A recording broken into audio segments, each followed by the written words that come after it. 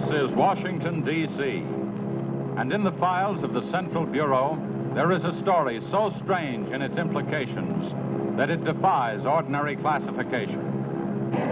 It is the story of a handful of people who, in the course of one desperate night, held back a wave of panic and pandemonium.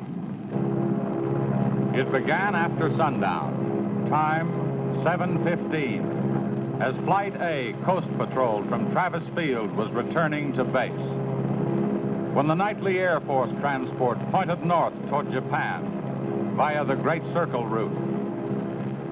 While at sea, the Navy and Coast Guard maintained their usual round-the-clock vigil. And from the equator to the Arctic, the radar network swept the skies with eyes that never sleep. Time, 7:19. An unidentified object was picked up 200 miles southwest of Point Barrow, Alaska. 7:27. Unidentified object confirmed at Fairbanks, Alaska. Heading south-southeast, 170 degrees. Height, 75,000 feet. Estimated speed, 5,000 miles per hour. White warning. 7:39. Unidentified object 200 miles due west of Vancouver, British Columbia. Course, 170 degrees. Height, 60,000 feet. Estimated speed, down to 3,600 miles per hour. Yellow warning. 7:54. First interceptor flight airborne. Point of interception, 80 miles due west of San Francisco, California. 7:55. Unidentified object past point of interception. Red warning. 8:11. Morro Bay, California. Height, 50,000 feet. Estimated speed, 2,000 miles per hour. 8:15. Santa Monica, California. Height, 10,000 feet. Speed, 1,200 miles per hour. 8:18. All traces of unidentified object gone. Red warning lifted. By 8:25 at the Los Angeles branch of the Communications Commission, reports of strong interference with radio and television reception began to pour in from the beach area. The monitors went to work immediately. Mobile units were ordered to converge on the vicinity of the disturbance.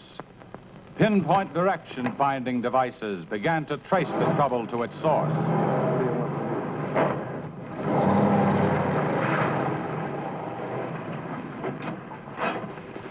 This is Mobile 1, Hazen speaking.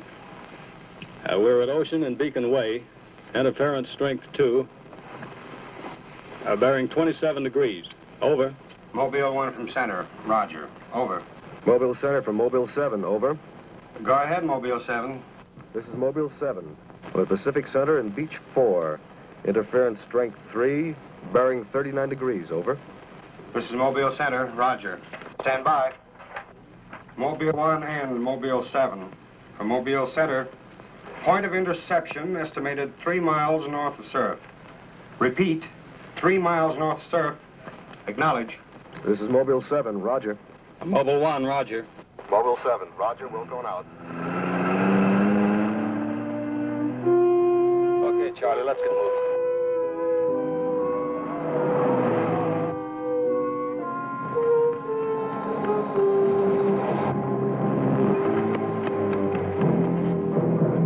Yes, what is it? Take me to a phone quick. I need an ambulance. What's the matter? My husband and Pete out there in the picnic grounds just above the beach. They've been hurt. Well, this is a communications car. I'll phone it in from here. I'm Mobile 1 to Central, over. Did you make that out, Charlie? Not a word. I'm Mobile 1 to Central. I can't reach you. Repeat. Well, they must be getting us all right. I'm Mobile 1 to Central. Have an ambulance set to beach at surf. Emergency. 2 men hurt. Acknowledge. Roger and out. I'm sure they'll be here soon now. Tell us what happened. Oh, this man, he just kept coming at us. It was awful. Who? I don't know. He was wearing a suit like a diver. Hurry, please. They're hurt. Charlie, you better wait here. I'll go down and take a look.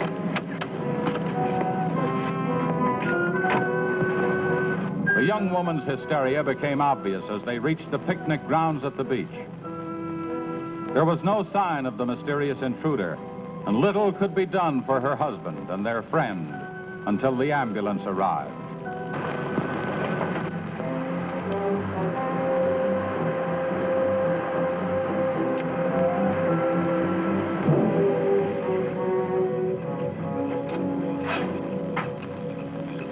Hi, fellas. How are you doing? We're just taking another reading now. What happened down there? The police took the girl and one of the guys to the station. What about the other one? Well, he's on the way to the morgue. That was her husband. You're right on the button, Charlie. 44.7. Report back to Central if you find anything else. All right. Charlie, grab that portable and check the beach, will you? Got it right here. I'll pick you up right here in about an hour. Where are you going? Police asked me to drop by the station and sign a report. I'll see you later. If you don't, you know where to look for the body.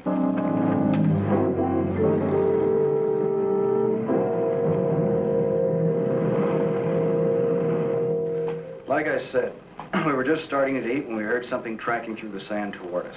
I looked up and couldn't see anything. Then Betty screamed. At what? I thought you couldn't see anything. At first we couldn't. Then this guy started toward us. What kind of a guy? How should I know? He was wearing some kind of a helmet over his head. He could have been a deep-sea diver or anything. All right. After you saw this diver, what happened? Well, we jumped up. Ed, that was Betty's husband, yelled at him to stop, but he just kept coming. I never saw anything like it. He didn't say anything. He just kept moving in. And then you say he attacked you. Well, we didn't give him a chance. Ed grabbed a piece of wood and took a swing at him. That didn't stop him. He caught the end. That's all I remember. Just because a man's taking a walk is no reason to slug him. Besides, you don't look like a guy who frightens so easy. How would you feel if somebody with a crazy helmet with pipes sticking out of it came at you in the dark? And look, I know this sounds crazy, but there wasn't any head in that helmet. No head. No head at all. It's the truth. I think you need some coffee. I don't want anything. It's all the same to you, Lieutenant. I've got to pick up one of my men at the beach. Okay, thanks for coming down, Hazen. Hope I didn't put you out. No trouble. So long. You too. All right, let's start at the beginning. How well did you know the dead man? And his wife? Betty and I went to school together. I knew Ed a year. How long were they married? About a year. Wasn't her husband a little older than she? I don't know. But you said you and Mrs. Evans went to school together. And you never discussed anything personal with her? She did mention he was older, yes. How much? 15, 20 years. What difference does that make? That wasn't too hard now, was it? Where do you live? 629 and a half East Palm Court. Why? That's where the Evans live, isn't it? Yeah, I board with them. You do, huh? Now, Mrs. Evans is a good-looking woman. What are you trying to say?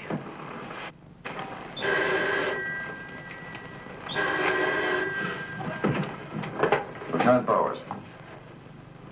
Where? Yeah, I got it. I'll leave right away. Bit on a murder. Near the beach. Keep an eye on this guy until I get back. What do you do? You'll stay right where you are. At least until Mrs. Evans feels well enough to talk. What do you want from her? Oh, I just want to see if your story checks with hers. After all, you went to school together, remember?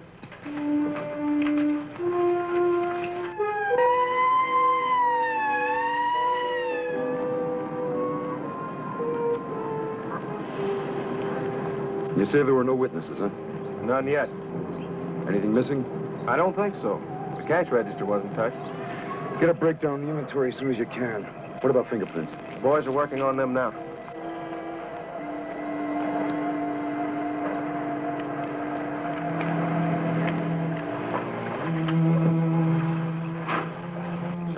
late. What kept you so long? The lieutenant asked me to hang around a while.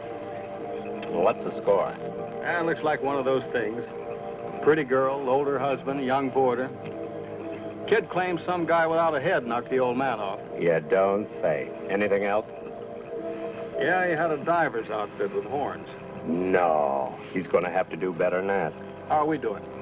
I took a reading about 10 minutes ago. The radiation is going out with the tide. What about the radio phone? It's working fine again. I just got a call from Central. They said Mobile 7 picked up some new trouble northeast of here. Here we go again. Hop in.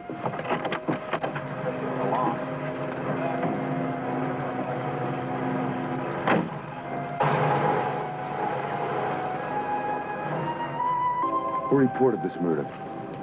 There he is there. He lives next door. His name's George Nelson. Hey, Mr. Nelson. Yes, sir. Come here, will you? I'm Lieutenant Bowers, homicide. You found this body?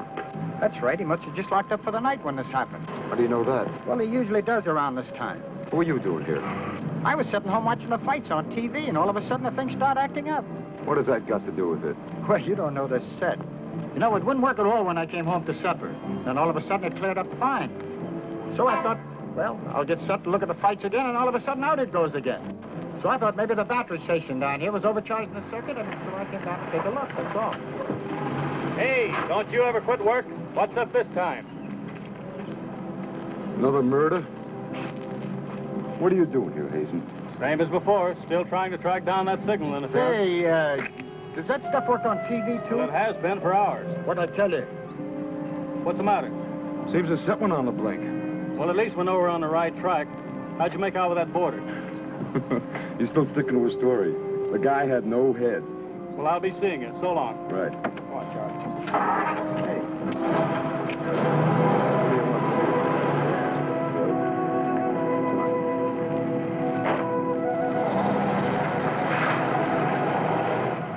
And so the communications team resumed its mission to track the mysterious interference to its source.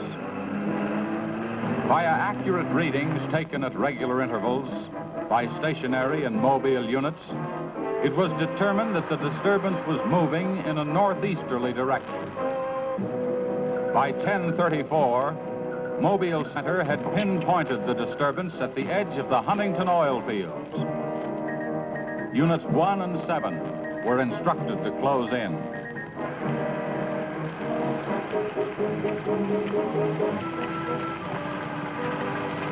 Hey, Charlie, do you see what I see? Yeah, the oil field. Let's hope our trouble's burning up. Well, there's only one way to find out.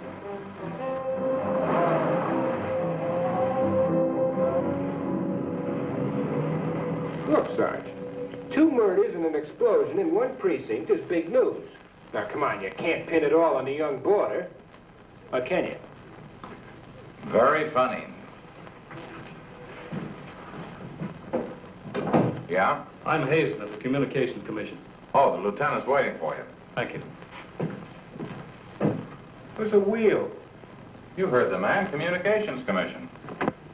Tell me, this kind of interference happen very often? Never anything like this. It's on the move all the time. I mean, some harm with the transmitter in the car. It's not a transmitter. We don't get a definite disturbance, just interference. Then you have no idea of what it is, huh? Not yet. How are you making out? Not so good. You were here when I questioned that boy about the murder at the beach. Did you get anything more out of it? Yeah. Come on with me. You might want to see this.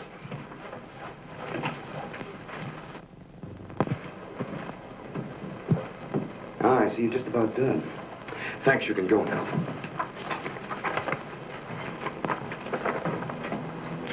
Are you sure this is what the man looks like? What do you say, Betty? Well, just about, only I think the tubes were a little lower down. And you still insist there was no head inside the helmet? I'm positive there wasn't. What about you? Well, it was dark. I couldn't swear to it. Thanks, that'll be all. You mean we can go now? Yeah, for the time being. Just stick close to home. I may want to see you again tomorrow. We'll be there. Come on, Betty. Kind of changed your mind about those two, haven't you? Yeah, I guess I have. Hey, Lou, bring in the old man, will you? Don't tell me you believe this story about this whatever it is. I know it sounds as phony as it ever did. But, oh, sit down, will you please? You're the watchman at the Huntington oil fields? Oh, yes, sir. I've been with the company for over 22 years, sir. Yeah. Will you tell Mr. Hazen here exactly what happened? Well, sir, like I said before, I was just closing the gate for the night when I saw this fella coming up. I was never so scared in my life. Yes, go on. Well, it wasn't the man so much as the suit he was wearing. Well, he wouldn't stop when I hollered at him. He just pushed his way right in through the gate and walked right up to the tank. Now, you carry a gun? Did you try to stop him? Well, he was much too close to the tank. I was afraid to shoot. So I thought I might call for help. And just as I got to the shack, the tank blew up. Oh, you should see the sight. Yeah, sir, can you give us a description of this man? How would you say he was dressed? Well, sir, like I said before, he wore a sort of pliers, not outfit, with a helmet attached to it. How tall was he? Oh, he was a giant of a man. And he had tubes sticking out of that thing, that helmet he wore. Can you tell us what his face looked like? Well, sir, though he got pretty close to me, I could swear the man had no face. Now, if you saw this man again, would you recognize him? I mean by his outfit. Oh, I'll never forget that sight if I live to be 100, sir. Would you say this is the man? Wait, sure, that's him. Thank you very much. You may go now. All right, sir. Thank you. Well, Hazen, what do you say now? Beats me. The descriptions check all right. This could be some kind of flying suit. High altitude equipment. Yeah, that's what I've been thinking. Well, how do you explain that stuff about the missing head? No, we can discount that. These people were frightened. It was night. Nobody really took a close look at it. I guess you're right. But whoever he is, that outfit doesn't look like one of ours. Of course, he could have been dropped by parachute. You mean sabotage? We're checking. I think we better wire a report to Washington and see what they say. Oh, you can use our teletype. I'll tip off the LA police to be on the lookout for something unusual. Hey, wait a minute. What about the press? Oh, I don't think they know too much now. We better keep it that way for a while at least, till we find out whether our friend is still around here. Well, if he is, I think we can find him for you. My hunch is that he's carrying something around that's causing all this disturbance, whether he knows it or not.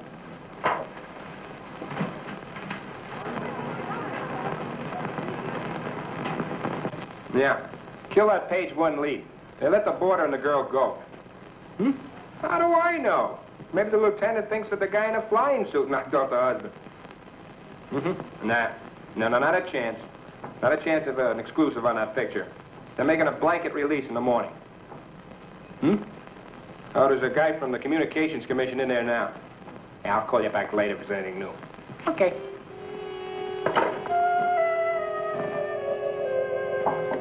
Come in. Sorry to interrupt you, Lieutenant. Yeah, what is it, Jim? There's a teletype cam for you. Oh, thanks, Jim. We're waiting for it. That was fast. Well, here's our answer. Looks like they never sleep in Washington. Says to contact a Major Andrews, care of Dr. Wyatt, director of the Griffith Institute. Hey, it's kind of late. Maybe I'll give him a call. While you're at it, I'll go out the car and check in with Central. Okay.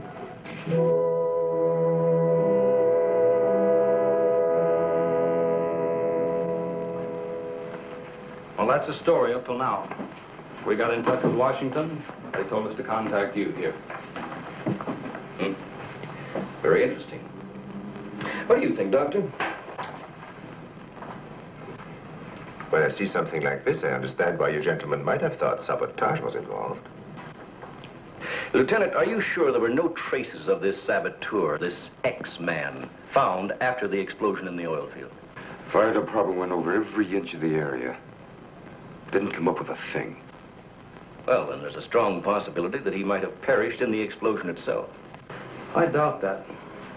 We're pretty well convinced this man is carrying something that's responsible for all the signal interference. According to the last report I got, there was a definite disturbance about 3 miles east of the oil fields, sometime after the explosion. Well, then if he's alive, you should be able to keep an accurate check of his whereabouts. Not that easy. As a matter of fact, we lost contact about 3/4 of an hour ago. Maybe he realized you were trailing him and got rid of whatever he had that was causing the disturbance. In that case, there's nothing much my department can do to help you. And I guess it's up to us. Unless you have some suggestions.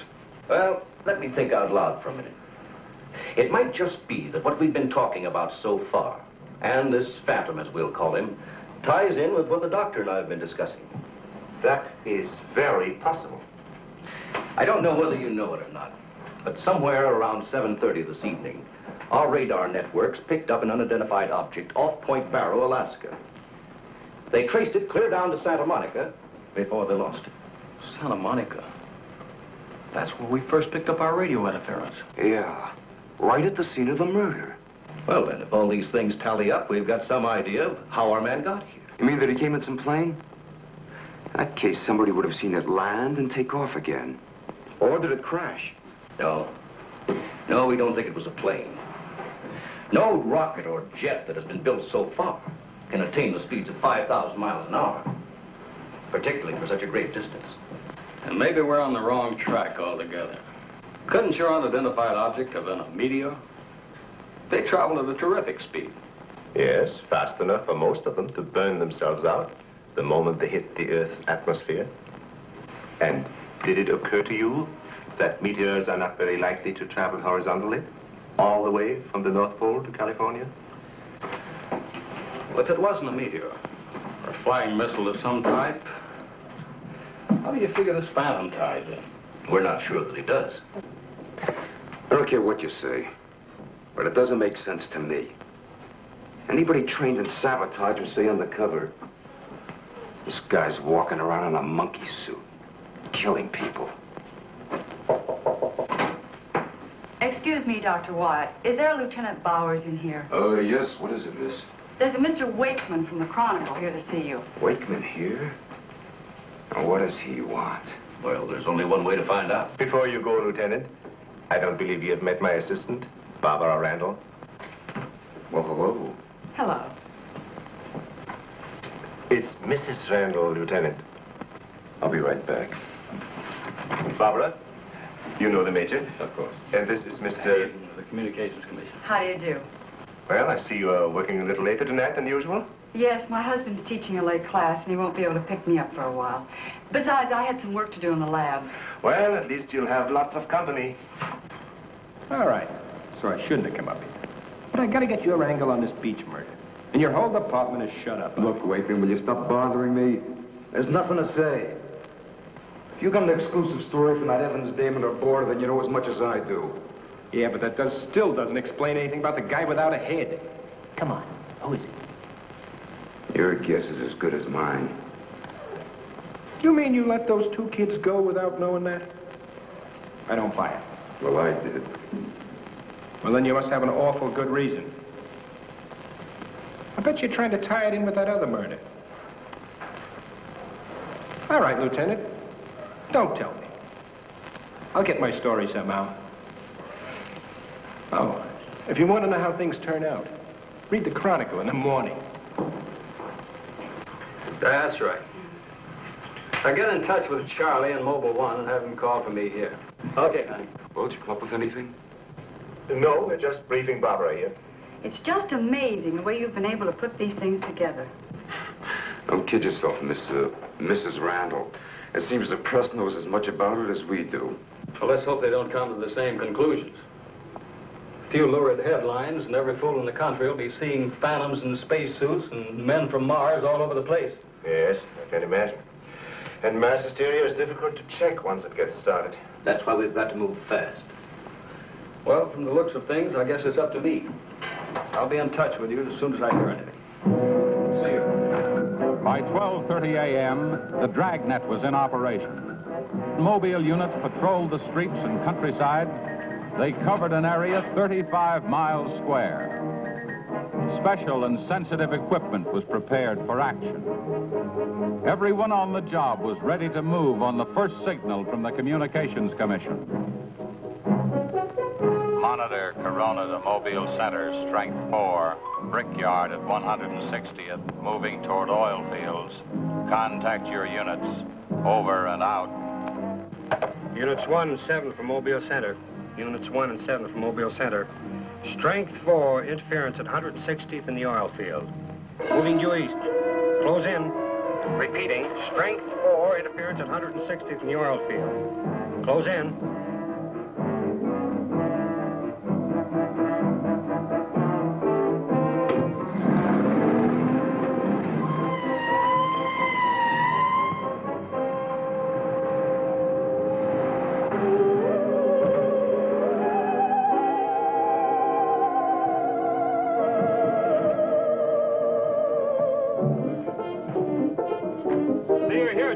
just got here, trying to set this up.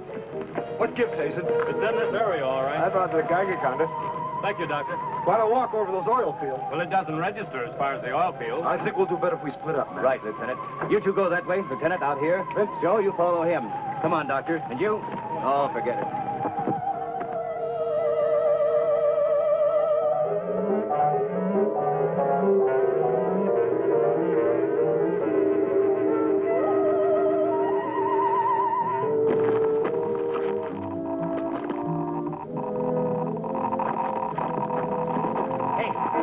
Look at this. Yeah, points this way. Hey, Joe. Joe.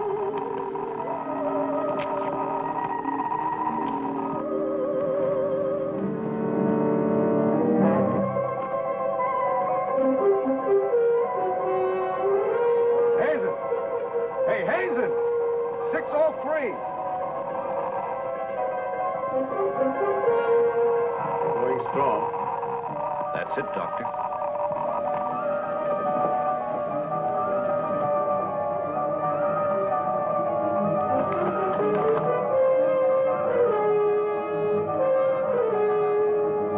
It's leading this way. Come on.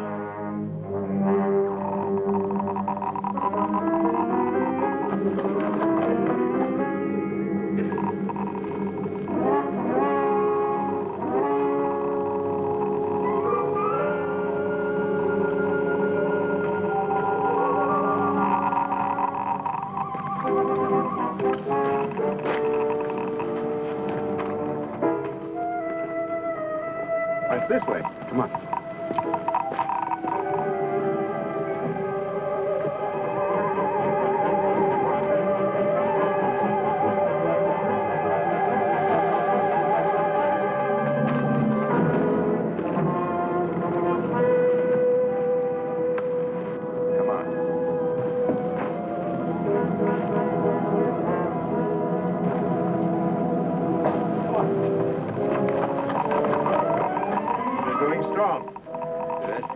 That's right. Checks with me. Sure does. He's here. We saw him. There he goes. Come on!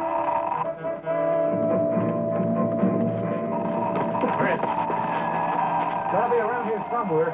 Yeah, we gotta get on the roof. Vince, go get a ladder. Look out! Let's cut him off! Come on. Around here.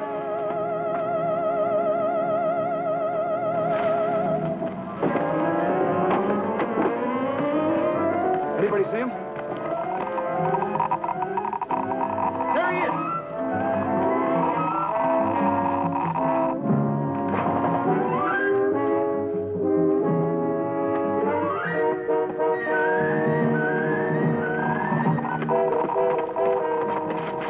Cut him now. We'll give you 10 seconds to come out of there, starting now. 1, 2, 3, 4, 5, 6, 7, 8, 9, 10. We're going in. Help you guys cover the door. Come on.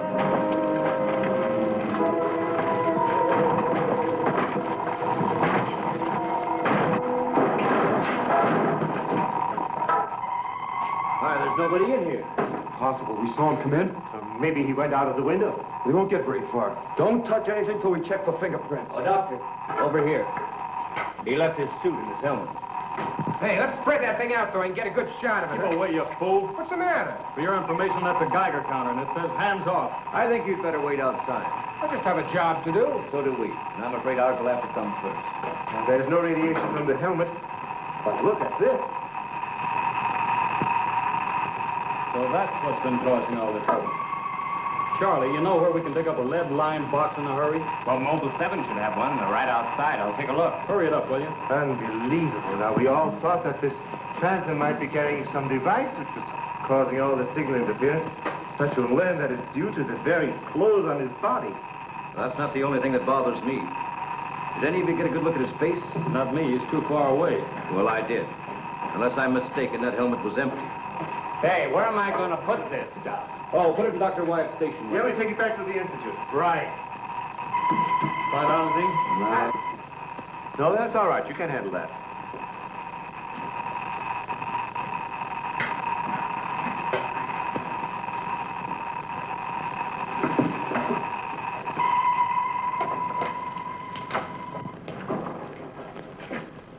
Any luck? Not a sign of him.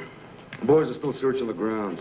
For what? Nobody knows what he looks like without that outfit. I'll bet on that, Major. The reporter got a flash picture of him, and I just happened to borrow that film. It's on its way to headquarters right now to be developed. Good. Send us a print as soon as you can. Sure. Lieutenant, are you sure you don't want to come with us? We want to make a few tests at the lab. I'd like to, Doctor. Would you know the situation? I gotta get that guy. Let me know how you make out, will you? Yeah, we'll do that, sure.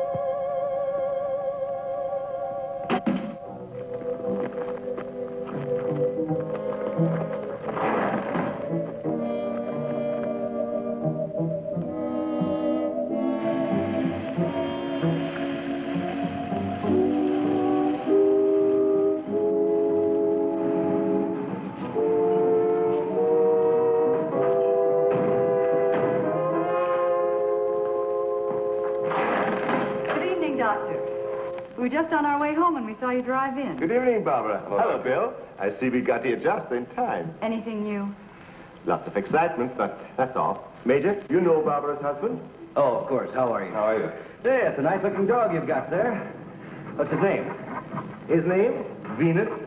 Say, Bill, I hate to ask this, but something important has come up, and I wonder, can we borrow Barbara for about an hour or so? I suppose so. Of course. Darling, why don't you go and do the shopping? Here's the list. The market's open all evening. I may as well. See you later, darling. I'll take the dog and tie her up. Thank you, Bill. Good night. Good night. I'll give you a hand with it. Oh, thanks, Doc. Easy now. Look out for your fingers. All right. Look out now. Don't drop it. Venus, come back here! Venus, come back here!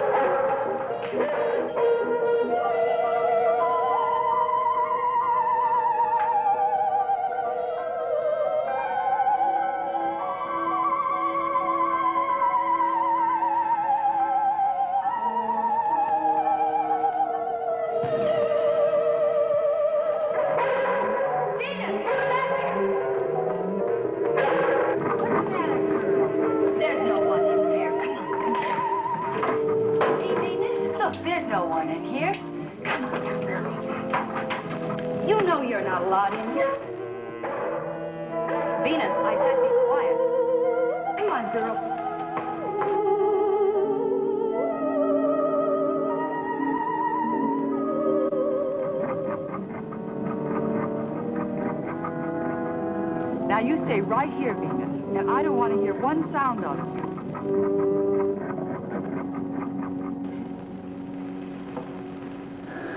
You were right, Doctor. There are no fingerprints anywhere.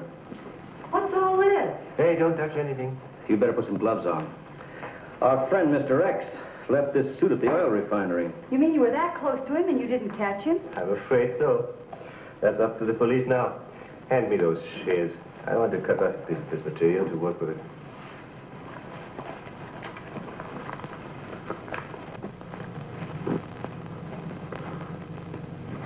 Hey, you better have those sharpened. But I just bought them. Well, Here, try this knife.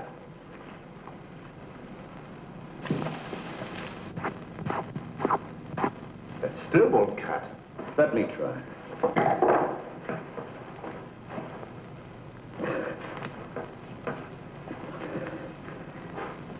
This stuff is tougher than nylon. Why don't I try it over a Bunsen burner?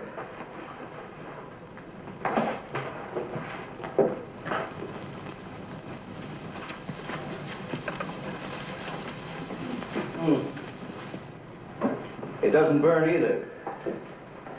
Let's take a look at it under the microscope. Look, it's magnetic. Magnetic?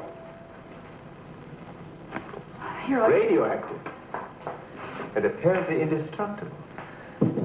Thank you.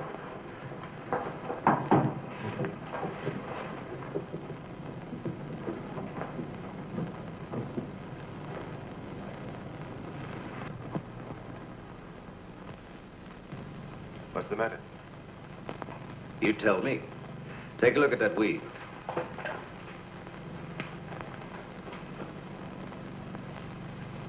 What weed? There is none.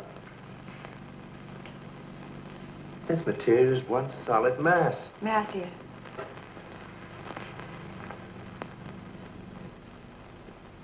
Why, you're right. It must be some sort of plastic. No. I'd say it's a metallic substance of some kind. Well, I've seen a lot of interesting alloys, but never anything like this. Let's try an acid test. All right. Go ahead. Careful now. We'll only take a drop or two. It repels acids like a raincoat repels water. Why, there's no reaction. Well, Major, this looks as though we were going to be here for a long time.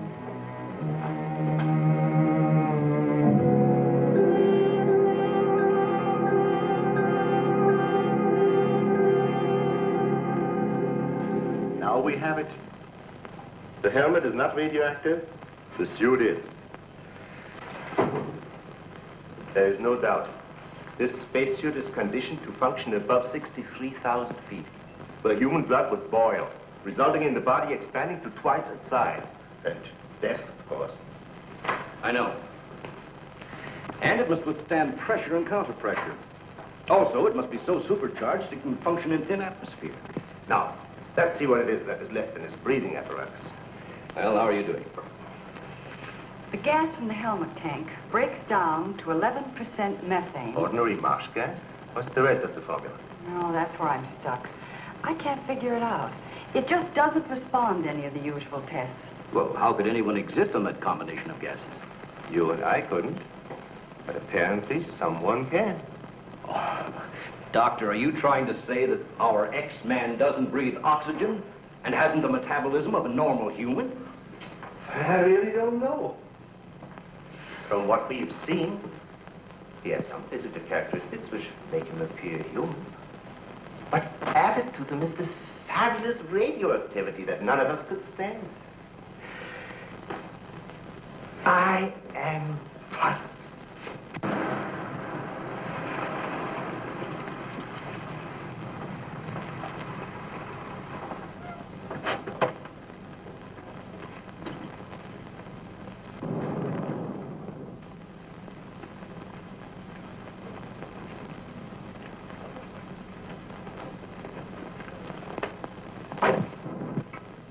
I think the answer lies right here in this helmet. Obviously, he needs it to survive. Otherwise, he wouldn't have risked wearing it where he was sure to be recognized. As it is, he only took it off when he was cornered. But if what you say is true, how can he exist without it now? Let me put it this way. It's like a patient in an iron lung. Sometimes one can be removed for hours at a time without any ill effects. Exactly. And I think the same principle applies here. And that means sooner or later, he has to get his breathing apparatus back or die. I don't understand. Well, I've got an idea. If we were to return this whole outfit to where he left it, he might be tempted to come back for it. Dr. Wyatt speaking? Yes, he's here. No, thank you. Hello, Major. Still at it, huh? Mm-hmm. No, we haven't got a thing, no. The picture? Yeah, hold on. He says the picture the reporter took of our man didn't come out. I was afraid of something like that. The radioactivity must have burned the emulsion. Hello. No. No, we didn't find any fingerprints at all in his clothes. Did you find any? Oh, too bad. Hello? Will you wait there, please? We don't know what to make of this either. Have you heard from the communication boys yet? Well, let's hope they turn up with something. Major, excuse me. Hold on a second. Yes? It's Mr. Wakeman of the Chronicle. He insists upon seeing you. He does? Where is he? I told him to wait in the lobby. Good. Hello? And it's our friend from the press is here.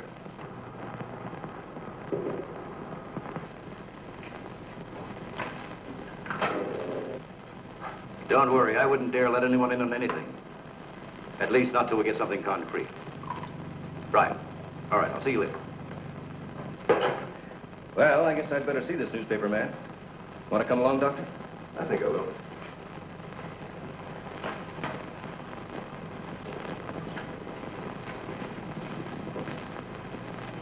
Oh, hello. Remember me? Certainly, yes. Nice lot of gadgets you got here. We think so. What's on your mind? Well, I was wondering if you might let me take a couple of pictures of that suit you brought up here. I'm sorry, we can't do that. Oh. Well, now, look, I got a wonderful picture of the guy running in the shack, and the lieutenant stuck his nose in my business, and what do I get? A blank.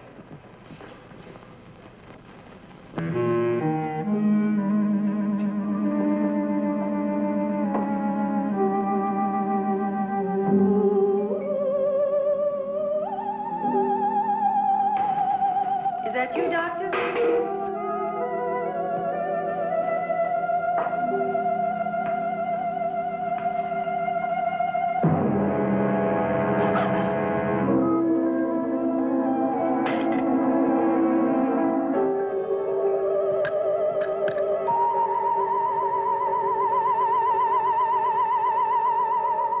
Well, you must have some lead on this guy, otherwise you wouldn't have brought that suit up here. Well, let's just say we were curious.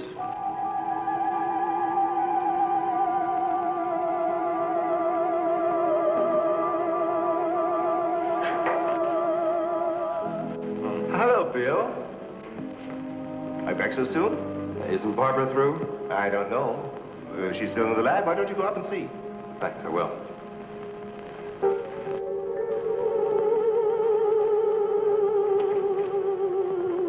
Barbara? Barbara, are you in there? Bill, listen to me. I'm not alone. Someone is in here with me.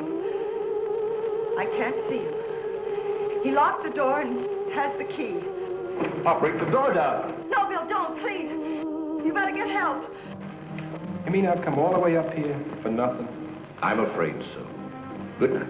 Yes. Good night, Mr. Wakeman. Good night.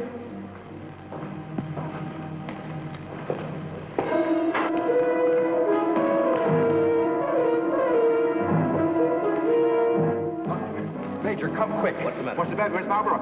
In the lab. The door's locked and there's someone in there with her.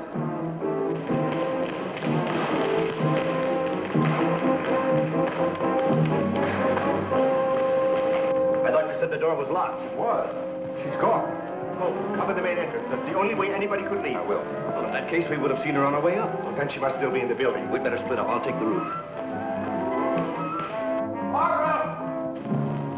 Barbara! Barbara! Barbara!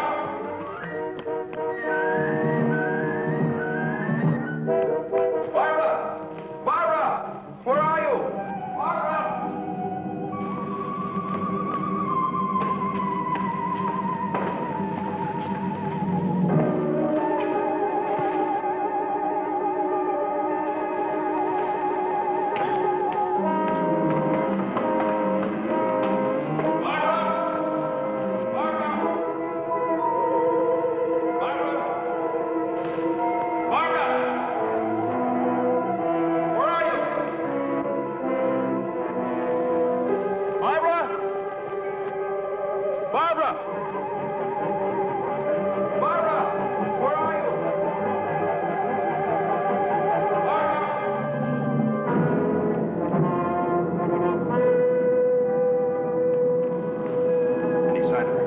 Not yet. She must be around here someplace. Now, you stay here. Watch the main entrance. And I'll check the basement.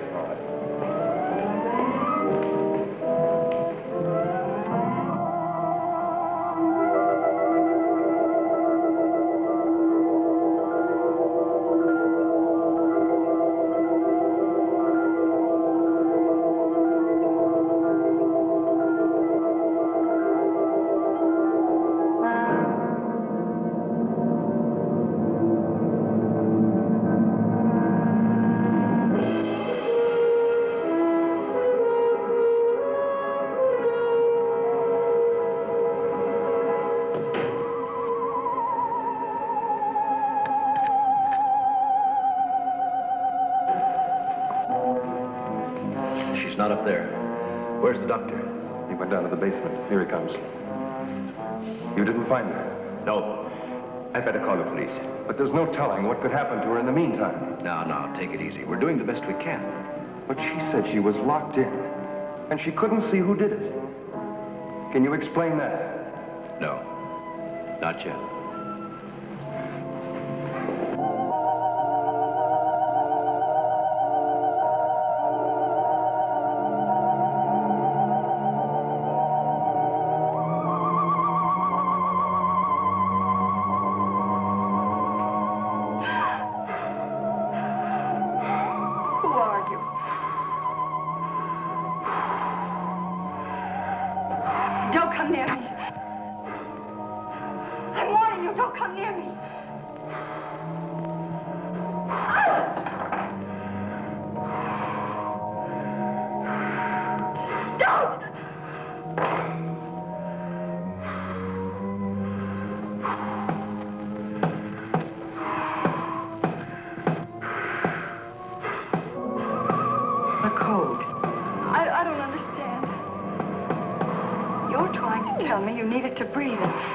Much left in the tank. 1, 1, 2, 1, 1, 2, 3.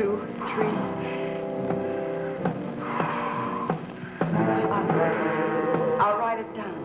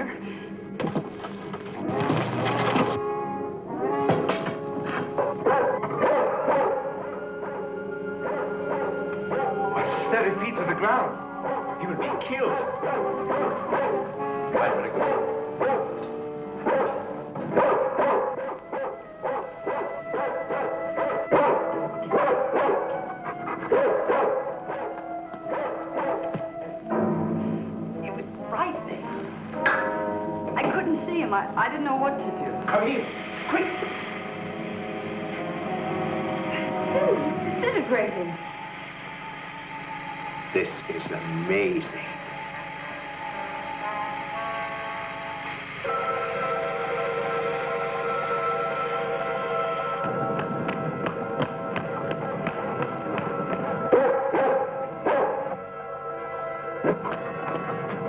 Now, quiet down, Venus, quiet down. Down.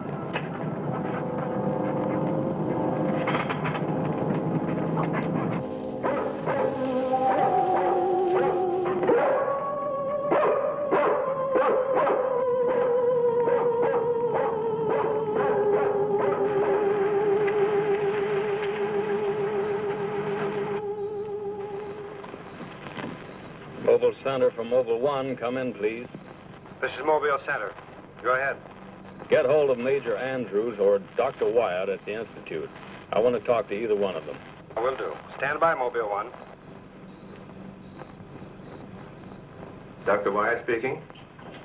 Oh, yes, Mr. Hazen. Yes, we're still at it. Lots and lots of excitement, but nothing definite yet. Have you anything to say? The trouble seems to be just about gone. We get a flash in the direction of the observatory once in a while, but I figure that's because of the outfit you're testing.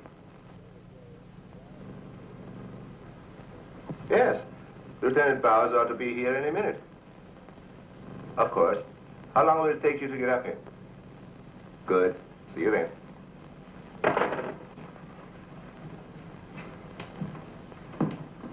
Thank you, gentlemen. Put it down here, please. Barbara, bring that cord in over there. Now you're going to see... I have to resort to ultraviolet light in order to show you what little there is left of the spacesuit. As you can see, it has reduced itself to this liquid, and it is in an evaporating stage. The helmet is in the lab and still intact.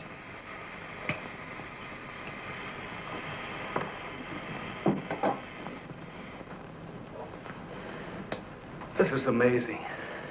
All the radiation in this suit would be fatal to a normal human being wearing it. Of course. And furthermore, our respiratory system could never simulate gases such as we have found in that breathing device. Well, then we have to assume our so-called X-Man carried his own atmosphere with him. Excuse me. But as a matter of curiosity, why do we refer to this thing as a him? I thought it was invisible. Under normal conditions, yes. Yet, Mrs. Randall did see the imprint of a large foot and a masculine hand under ultraviolet light. How do you explain that? I don't know, but the human body is composed of various elements with a carbon base. Like coal? Yes. Now, suppose we maintain the same chemical composition in the body of the X-Man, but substitute silica for carbon. Silica, that's glass. Exactly. Now, it is possible that the body with such a base, if it were subjected to an atmosphere foreign to its origin, might appear invisible to our eyes. Are you trying to say, Doctor, that we're not dealing with a human being? I didn't say that. On the contrary, all the evidence points in the opposite direction. Toward a superhuman with an intelligence far superior to our own. How can you tell? First of all, Mrs. Randall saw that he has a hand with digits like our own fingers and a thumb opposing. That alone is a sign of intelligence. And he comes from a civilization that has developed adequate space transportation to enable him to travel to Earth. We have nothing yet that can reach even another planet in our own solar system. That could account for the unidentified objects picked up by radar a few hours ago. My theory is that the spaceship, or whatever it was that he came in, operated on the principle of magnetic rather than atomic propulsion, and that somewhere in the outer limits met with a condition where the Earth's gravity pulled it down and it fell into the ocean, and that he managed to save his life and reach shore. You really can pick up any type of communications interference, no matter how weak the signal may be. Sure thing. We were on his trail from the minute he left the beach. I never knew you carried such sensitive instruments in your car.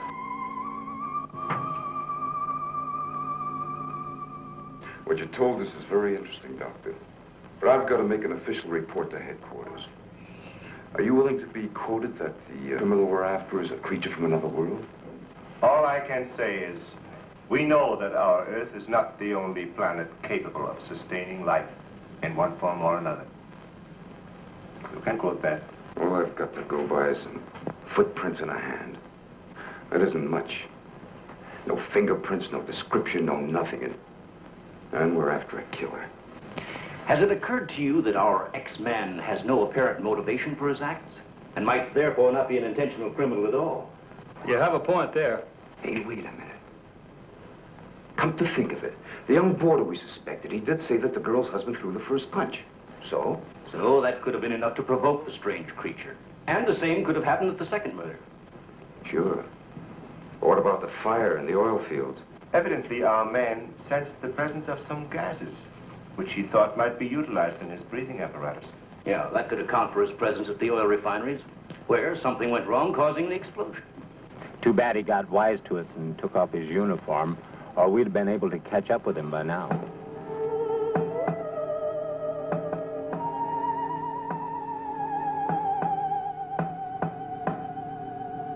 No, he didn't utter a word.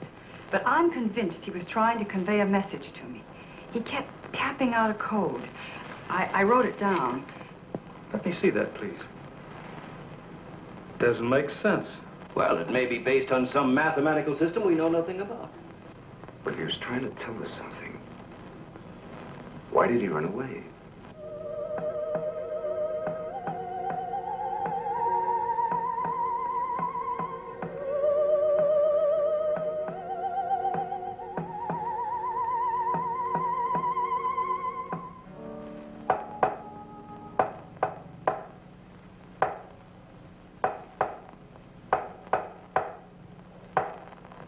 What do you think of that? Hell, Hazen must be crazy sending out stuff like that. I guess so. Why don't you try and get a hold of him? Yeah. Mobile 1 from Mobile Center. Come in, please. Mobile 1 from Mobile Center. Come in, please. Mobile 1 from Mobile Center. Come in, please. Hey, that's Central calling.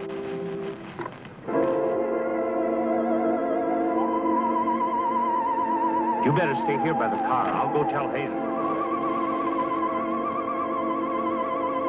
Yes, Colonel Powell. Of course, I'll mail you a complete report first thing in the morning. Yes, sir, thank you. Oh, and I'm awfully sorry to disturb you so late at night.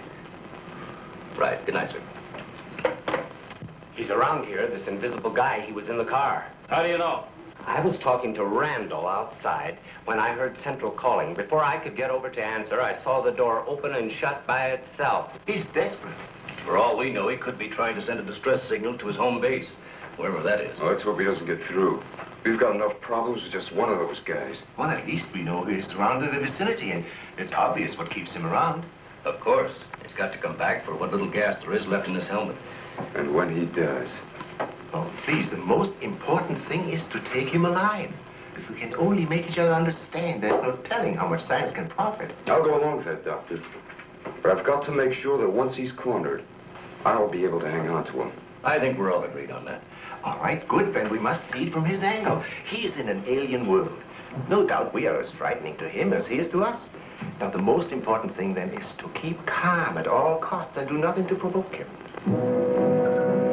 Immediately, a simple plan to trap the Phantom went into operation. All obstacles to his entry were removed. To erase any possible suspicion, the doors were left unguarded, and inconspicuous electric eye equipment was set up.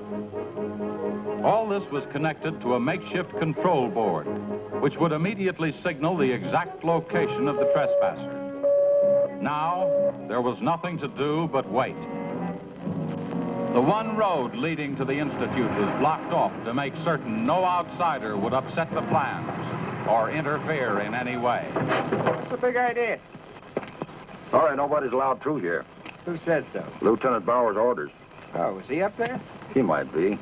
Well, you get word to him that Joe Wakeman of the Chronicle is here. Sorry, Bud, I can't leave. Oh, what about them over there? Hey, you over there. Me? Yeah. Aren't you the guy from the communications outfit? Didn't I see you down at the oil fields a couple hours ago? What of it? You got anything to do with this? Well, you'll have to ask Lieutenant Bowers about that. How can I if he won't see me? That's a good question.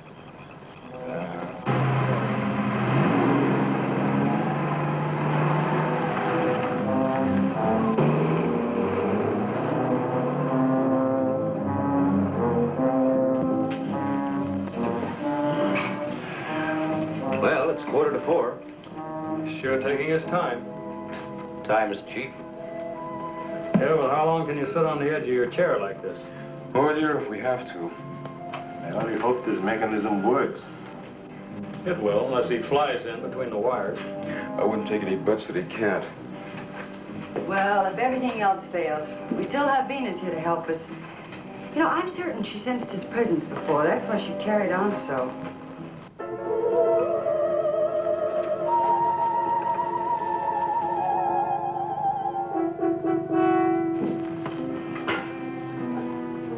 What's the matter, Lieutenant? Is this thing getting you?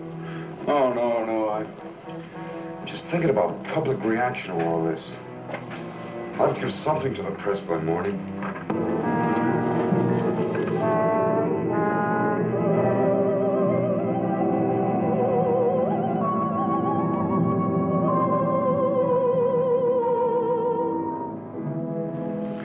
know, ever since I was a kid, I wanted to be a pilot. Then after I got my wings and had 75 missions, I thought I'd seen everything. Now, after all this, I know I haven't seen anything. He's here. The back entrance. Let's head him off. Remember, now, take it easy. Don't crash.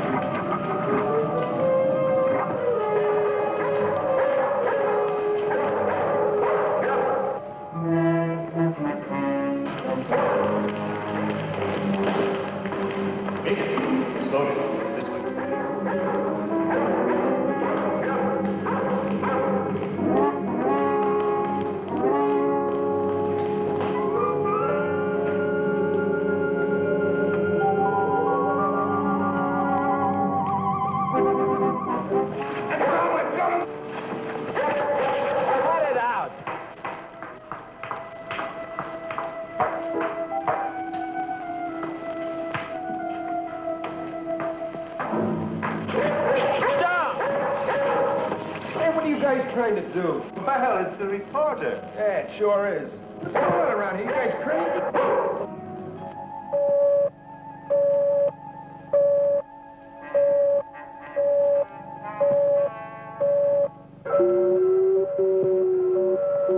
How'd you get in here? Oh, that don't make any difference. Come on, what's up? What's going on?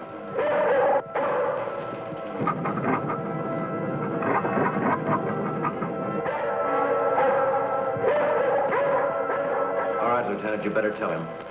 I'll reset the wires.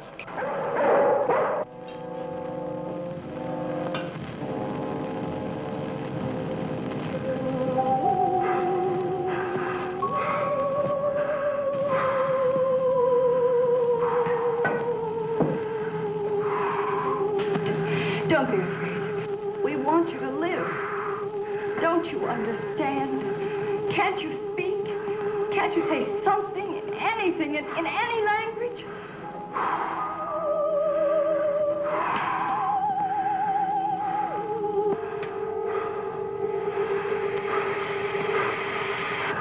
Listen, everybody. He's in the lab with me now. He's in the lab with me now. Venus, be quiet. The door's unlocked. Hurry. He's having trouble breathing. I don't think he can last much longer. And please, don't let Venus get at him. And walk in quietly. Quiet, Venus.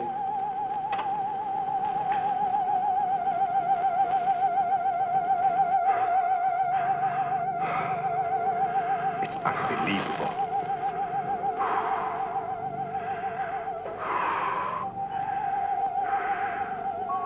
You see, there's nothing to be afraid of. Nobody wants to hurt you. I've tried to reason with him. I feel he understands, but he can't speak. Wait a minute. I'll try his code. I think I remember it right.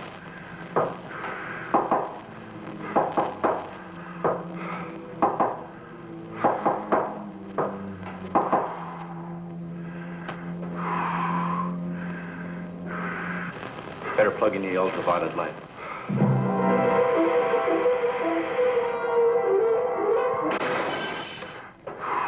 Oh, you scared him.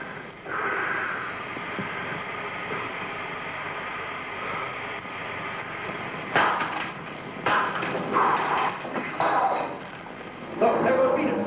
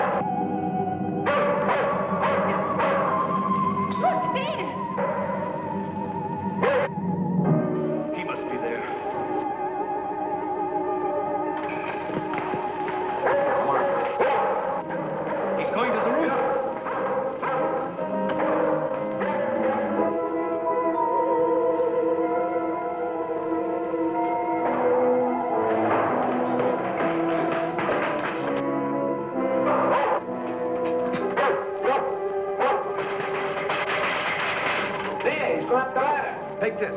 I'm going after you.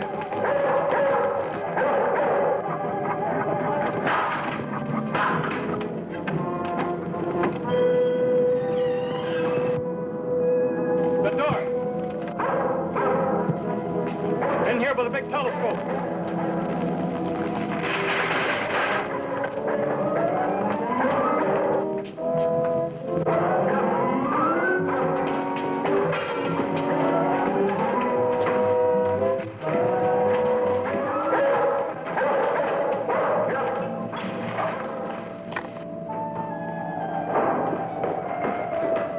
Close the dome. The switch is over there.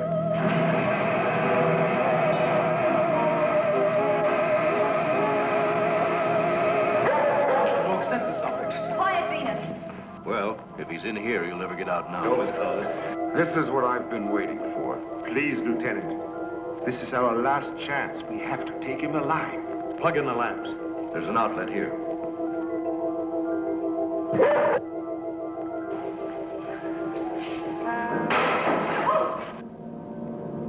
He must be up there.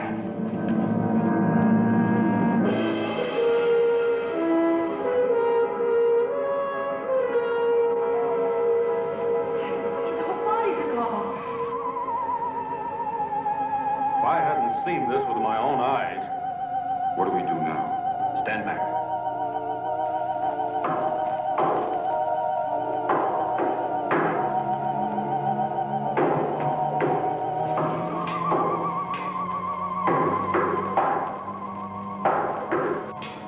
Amazing. His coat again. Look. He's trying to speak, but no sound is coming out of his mouth. Look at Venus. She acts as though she hears him. Yes. Dog can hear sounds that we can. His voice must be beyond the range of the human ear. Maybe he's screaming. He's suffocating. The glow, it's almost gone.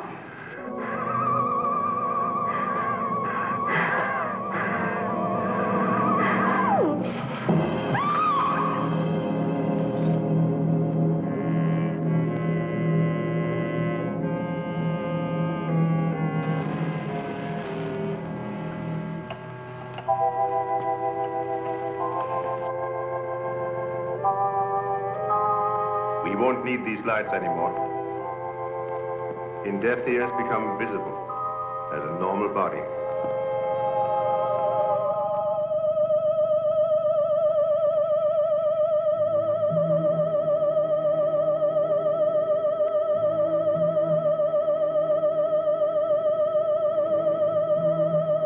Look.